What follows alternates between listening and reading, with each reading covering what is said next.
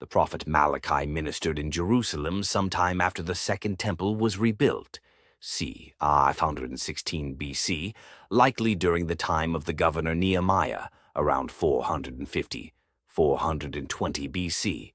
His name, meaning "my messenger," reflects his role as the final voice of prophecy in the Old Testament, bridging the gap to the New Testament period. His work primarily focused on calling the post-exilic Jewish community to renewed covenant faithfulness and addressing widespread spiritual apathy and moral corruption. Malachi strongly rebuked the priests for offering blemished, diseased, or lame animals for sacrifice, which was a clear violation of the Mosaic law. This showed a lack of respect and reverence for God's holiness and an overall half-hearted approach to worship, Malachi 1:6-14.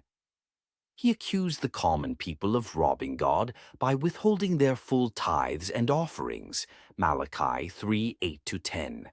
Malachi challenged them to test God by bringing the full tithe, promising that God would in turn open the floodgates of heaven and pour out blessings they could not contain.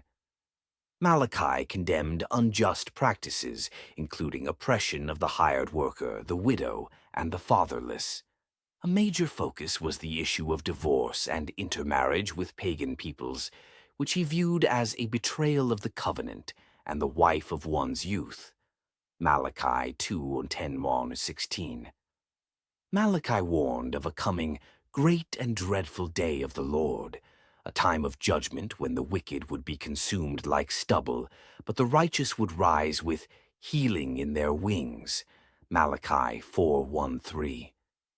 Malachi prophesied that God would send a messenger to prepare the way before the Lord's sudden arrival at his temple. Malachi 3:1.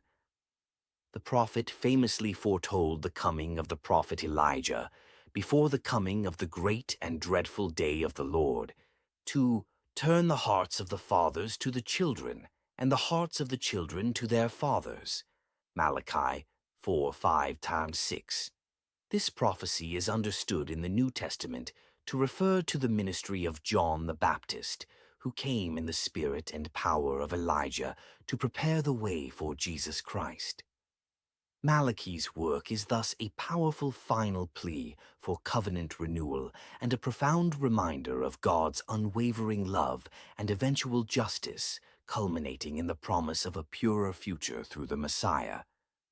It is all about Jesus. Follow and subscribe.